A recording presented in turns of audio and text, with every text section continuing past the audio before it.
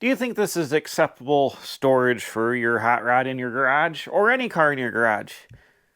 No? I don't either, but this is how it is in this video. I gotta dig this car out. It's hoarded itself into, I don't know how it happened, but it's happened. I've got to pull it out. I've got to actually drive it an hour and a half tomorrow to an event. It hasn't run in 6-8 months-ish. Looks like it's been 10 years. Model A coupe, traditional hot rod. If you want to see more, stick around. We're going to try to get it out of here. Push it outside or in here, start it up, see how it goes. It's got a 4-cylinder. It should start. Hopefully the tires are good. I don't know. If you like old hot rods, here we go. Let's start unburying this thing and see what's going on.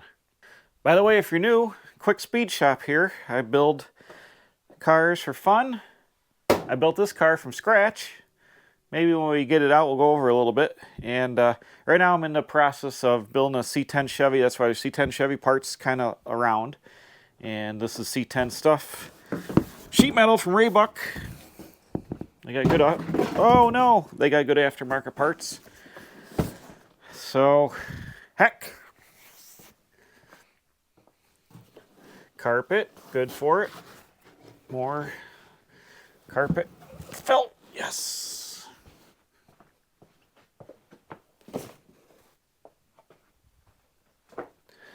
Oh boy. Why don't you come in a little closer, we'll take a look at what we got working on here. It's, like I mentioned, 4-cylinder. Now this thing is all traditional hot rod on the outside, but under the hood, what we got here? That ain't traditional. It's a Ford 2.3 liter Mustang 4-cylinder, and it's got a T5 5-speed hook to the back of it here. And this I pulled out of a 1988 Mustang, or actually bought off Craigslist. Took the fuel injection, took that off, put a 350 Holly on it with a 79 intake. It's got a GM alternator now, and it's still hooked to the original 5-speed. It actually gets like 23 miles a gallon, believe it or not, in this like bread box of a car with bias ply tires and 378 gears. With the overdrive, it works awesome. Thing's got very little oil pressure. It leaks like a sieve, but other than that, it is what it is. I gotta claim responsibility for this. This is my bad. All this hoarding of nonsense. Like I said, C10 parts, got a whole pile of them here. There used to be a car over there. Now there's like 12 engines. I want to clean that out next, in the next couple of weeks, and be able to get that organized.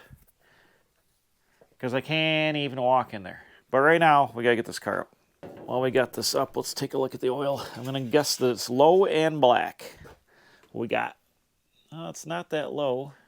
It's not that black. Smells like oil. Oops, oops, oops. Get in there. This thing's got some kind of oil leaking problem on the back. It leaks down here. And did I write the date on the oil filter when I changed it? No, I didn't. That's a fail. Vice Grip Garage, Derek says, always put your date on there, and I always do, but apparently that one I did not. So now we have no idea when the oil was changed. Way to go. So anyways, as you can see down here, it's been leaking for quite a while. But we'll get it out. It should fire right up. Extend this. Make it long. Oh no, it's broken. That's broken right there. That's a problem. Might have to take this off and fix it. Maybe lengthen it as well. Okay, I've cleared out the mess the best I can to get this going. It's all clear around the back of the car now. I'm straddling stuff, but we should be able to get out no problem. Uh-oh, what's that? Is that a brake leak? No, it's just dust on the rear wheel. Here's the car from the back. 38 Ford rear axle buggy spring. Louver deck lid. 42 to 47 Buick taillights. Pretty rare. You don't find those on too many hot rods. Got a full-size spare under the back. That's my fuel tank under the seat with a flip cap. Used to be a radiator cap off a double-decker bus. Kind of rare. 38, 39 Buick deck lid hinges. 36 to 39 wheels. Front axle is a 36 axle with 36 wishbones. Wide 5 drums all the way around. Guide 682 headlights, spotlight. The battery's charged. It should start. She'll start. You need these.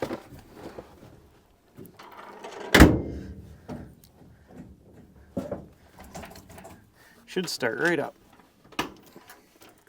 Uh-oh. We've only got 10 volts. That might not be good. See if it's enough to roll her.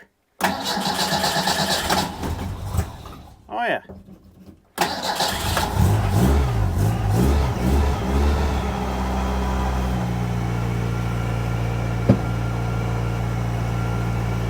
I don't believe it, but I got to. I'm looking right at it. It fired right up immediately. The oil pressure is very, very low. That's showing 15 pounds. That's not good at all. Oh no. Charging. Oh, the oil's going up, pumping up to like 20. What the heck was that? It sounded like something just fell off.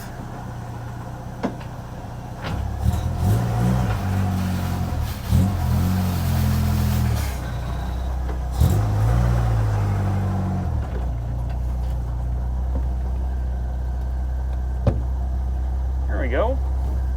Oh, got brakes.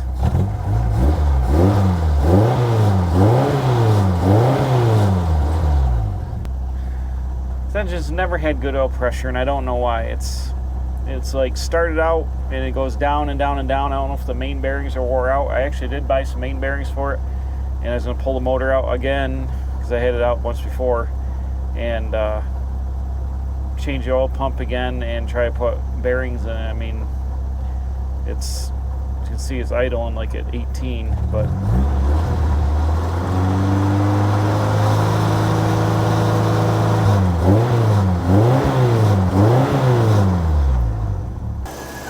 got some kind of rattle. Like I said, it leaks oil down the back. It's not the oil pressure setting unit. It might be blow-by out of the back of the valve cover.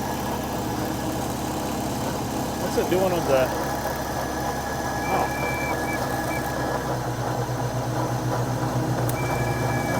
PCV valve is...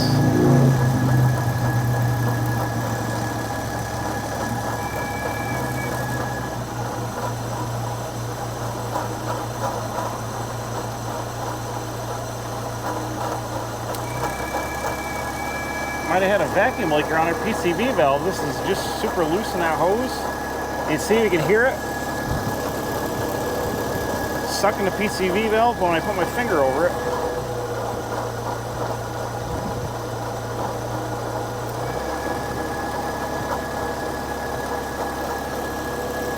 I might have a vacuum leak there because of that.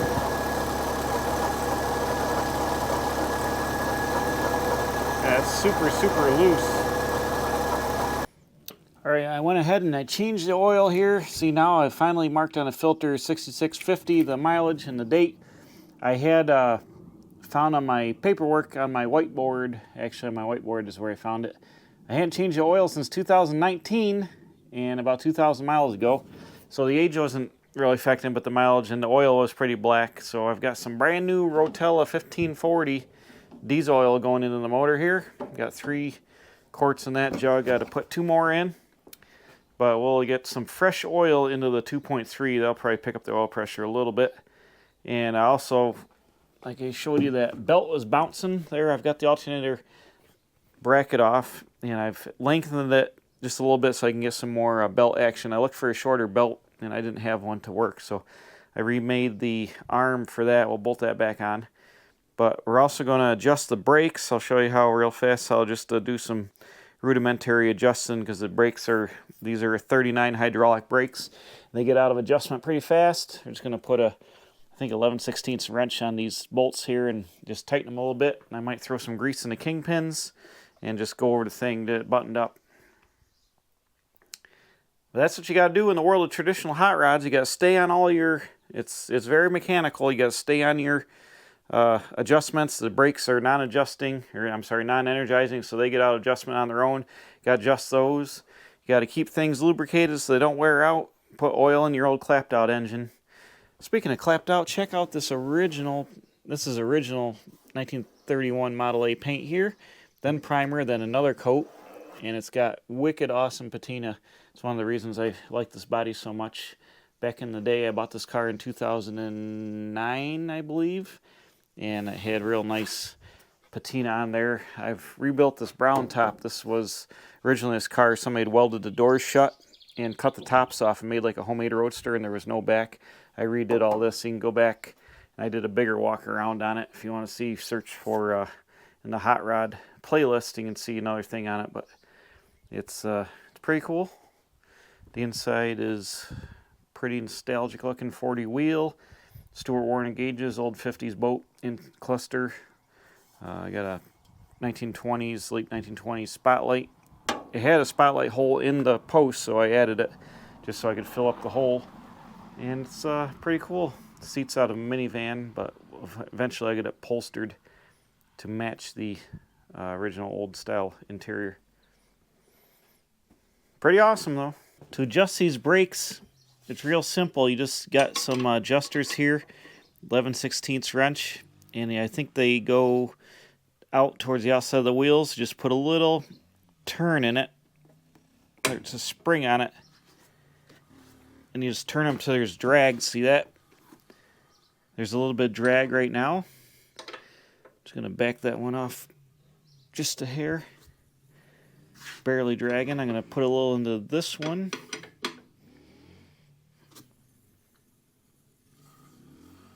Just starting to drag.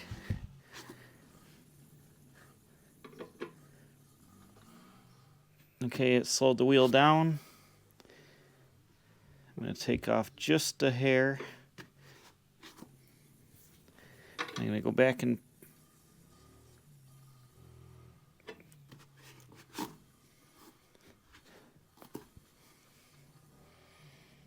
the front shoe was pretty tight.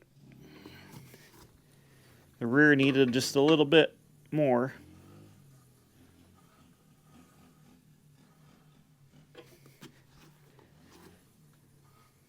I can just hear it starting to go on the shoes. So I'm just going to put a little bit in. The pedal is going down just a little bit farther. You can tell when you drive these cars. Oh, there goes the jug of oil. You can tell where the pedal is. And it was going down a little bit more. So I'm going to do the same thing on the other side here on the front. Up to 1948, you had to adjust these. The lower ones here, they have a cam here. Those are more of a setup adjustment. And then after 1949, the brakes became energized, where you didn't have to adjust them anymore. But these early guys, you need to adjust them.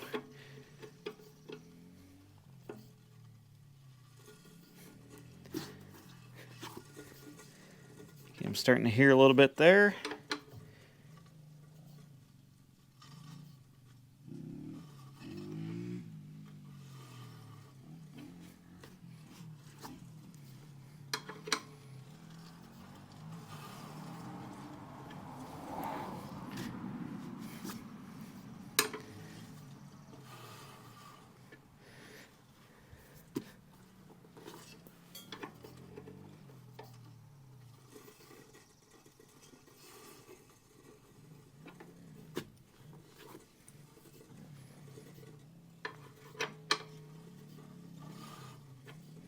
I'm starting to hear the drum.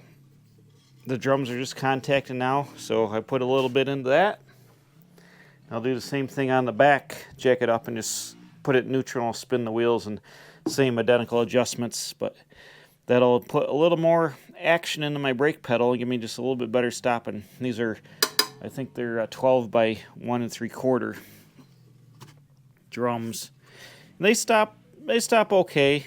I have a 67 Mustang dual master cylinder adapted to the early Ford pedals. So I have a dual chamber master cylinder, but I'm using the 4-wheel drum brakes. Originally they would add a single cylinder master cylinder, and if you lose a line, you lose all your brakes. So I've made it a little bit safer by using a Mustang master cylinder out of a 67 manual drum brake Mustang to give me dual master cylinders for the brakes. Now, let's see if we can... Trying to figure out how to put a bar in this alternator to crank her up a notch here. So I can get the tension. Oh, there we go. Something like that. There we go. That's tight like a tiger. This is a chore and a half right here.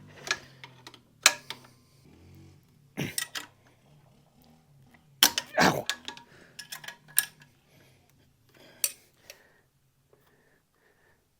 That's tighter. This belt's kind of long, so it's kind of tough to get it where it's got to be. Let's see if she'll fire.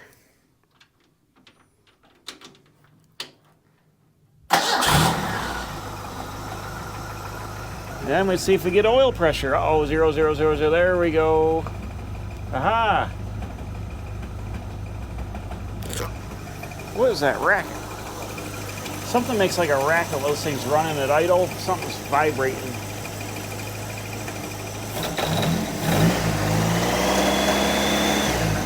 And that belt still flops around a lot. What the hell is that noise?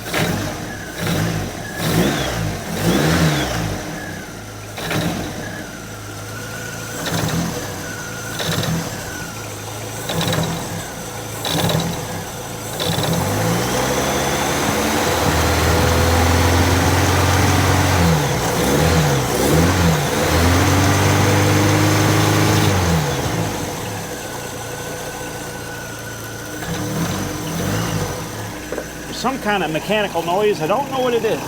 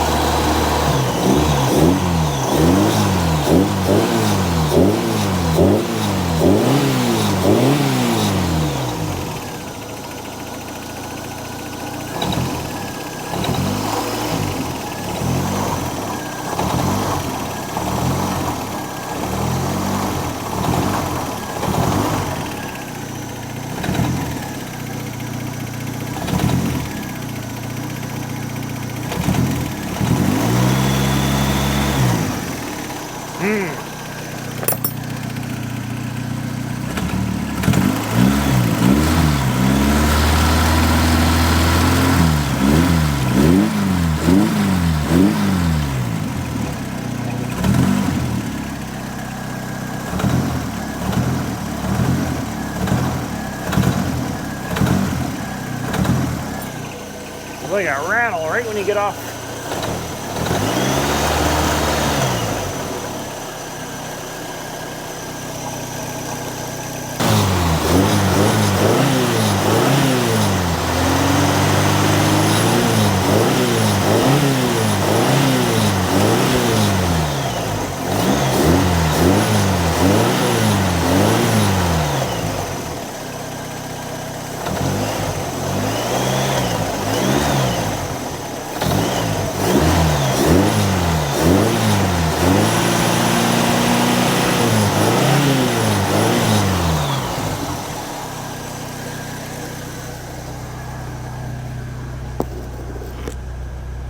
Well, it's got a more oil pressure. It's got like 20 at idle now.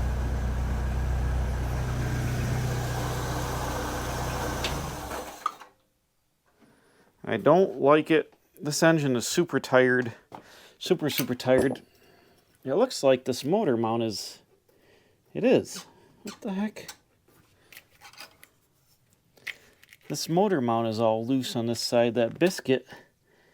You know, I had that happened on the other side. The freaking bolt backed out of it, and I had to put a through bolt in it. If I remember correctly.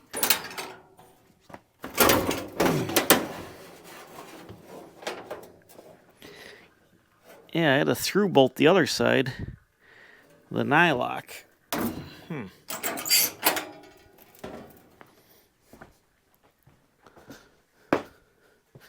Yeah, that's the noise. The motor mounts rattle, and it's got, it's got that little stumble, but it was definitely picking. Oh yeah, it's loose like a goose there.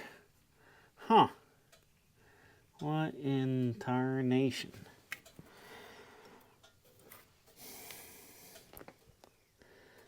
I don't know what is going on here with this nonsense. Well, let me try to tighten this motor mount up here. This Allen bolt.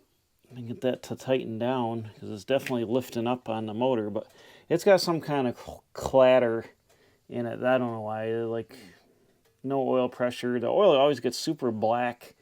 Plus it leaks down the back. I don't know. I'm about had it with this 4-cylinder. It's a shame because the car drives really good with it, with this 5-speed. It's got plenty of power. It's like, I don't know, 85 horsepower or something. Plenty of power for the car. It actually gets to like 23 miles a gallon with the overdrive. I really like driving. It's kind of cool to have a Ford 4-cylinder in it because Model A's are all 4-cylinder Fords to begin with. But it's super clapped. Like it's got that rattle. It's got something going on, you know, with the oil pressure. Like I said, I don't know what in the world is going on with it, but it's not good. I decided to pull the motor mount off and before it breaks to bolt it together. So I put a 3/8 grade 8 bolt all the way through and I snugged the rubber down, put some preload on it. Fortunately, to get this out, I had to take the stupid oil filter off, which dumped a bunch of oil all over the floor here. And it's on carpet. And also I'd take the steering box loose because I couldn't get the front motor, the long bolt that goes through the motor mount through the frame. I couldn't get it all the way out of the motor mount. So now I got to take the stupid filter off one more time real fast. I stuck it back on because it was puking. So let's wheel this guy back off. Spill oil again. Oh, it actually drained out of the filter back into the block. That's good. There's that oil drain hole right under the filter. So now I can slide the motor mount back through there. And kind of get it where it needs to be. I put the filter back on.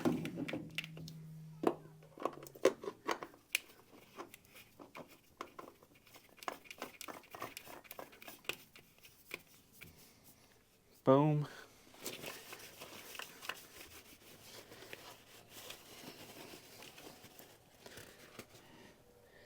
I got a long metric.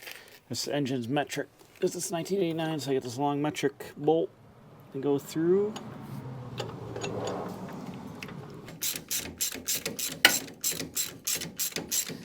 Now this way, it won't allow that motor mount to separate like it was trying to do. It was lifting up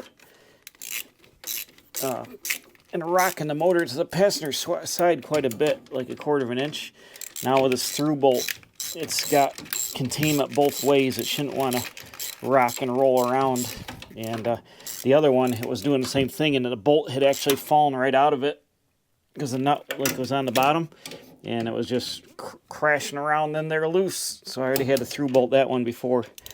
So this guy is there. I'm going to go ahead and tighten up the through bolt.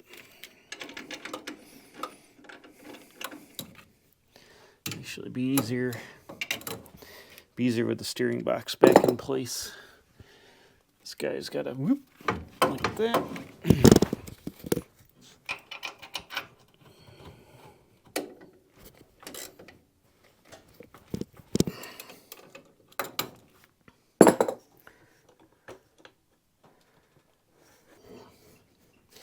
Well, it's a lot better. It mushed the rubber biscuit down. There shouldn't be any up travel on that motor mount anymore.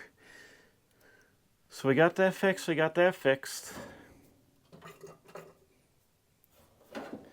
Adjusted the brakes. I think we might be able to put the camera in the car. I'll clean up the tools. Let's take this thing for a little spin down the road to make sure that it is functional for tomorrow. All right. Now, unfortunately, they tarred and stoned the road while I was gone on power tour, and we got no fenders on this thing, so I have to take it very easy as we go down to the first intersection where the stones disappear.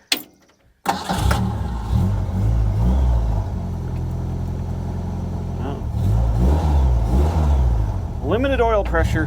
Here we go.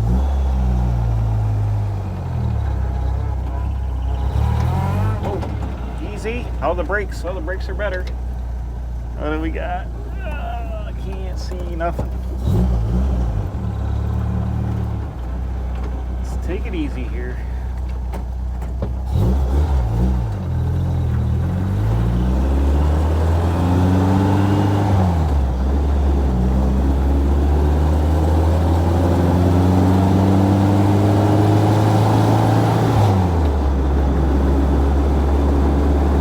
Luckily, the stones are wore in a little bit.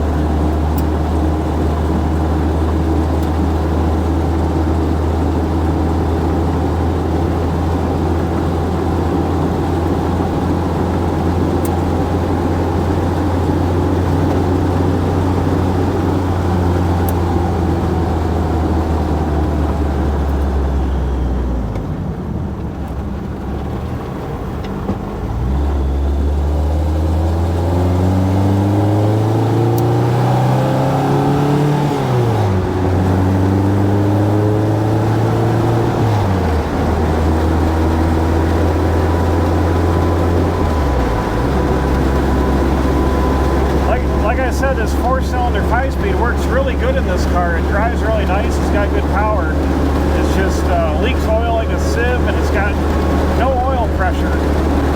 Other than that, I put like 7,000 miles on it. This engine, more than that, because this odometer broke. I had to change the odometer, so the engine's got 7,000 or 8,000 miles on it with no oil pressure, and it hasn't come apart yet. So I guess it's okay, but see how our brakes work out here.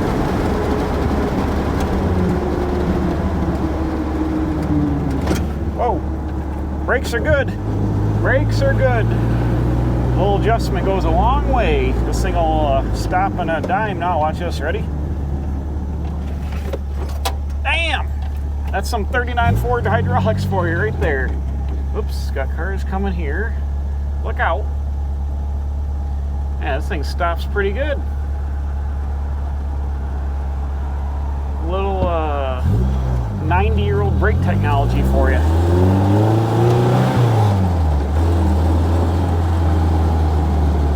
Oh boy. Gonna turn around. Come on, buddy.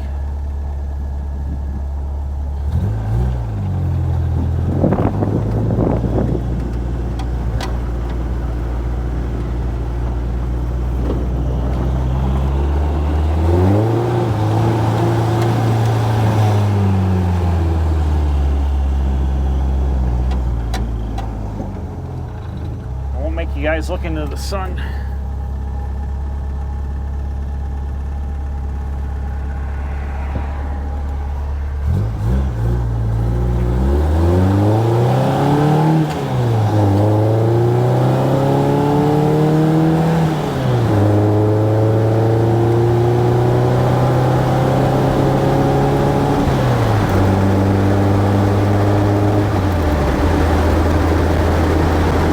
That's 55 right there. Not too bad for an old piece of junk. Not too bad for an old piece of junk at all. It's funny, this 4-cylinder engine, like I said, like 85 horsepower or so, it's got the same power as somebody that would have put an early flathead in this flathead V8. It's got essentially the same power as a stock like 39 and older flathead, so it's not too bad. So what we got? And we got 20 pounds of pressure, almost full tank of gas. I'm ready to go up to the cruise tonight. We got good brakes. I'll check the lights real fast, but I think we're good. Whoa, easy now.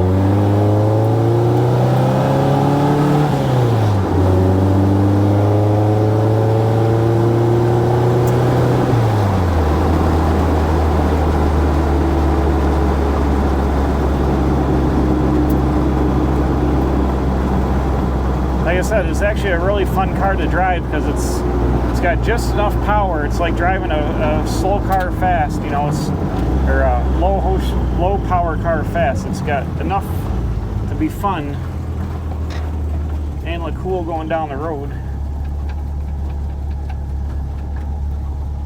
Boom.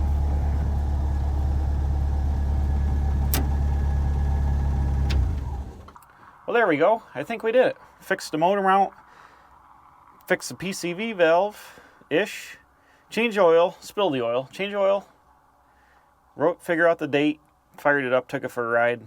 Everything seems to be dialed. It magically hasn't fixed itself with the oil pressure. It's still got about 20, 25 hot beating on it, sometimes 30. But whatever. The 5CD works good. I blew all the tires up.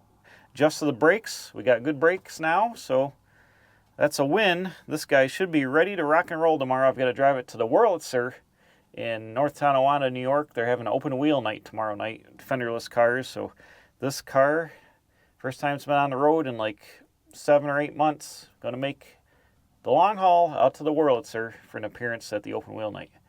But I appreciate everybody watching. If you like to see more hot rod content, stick around. Hit the subscribe button, leave a comment, and we'll see you next time working in the shop, building cool stuff like this Model A hot rod here at the Quick Speed Shop.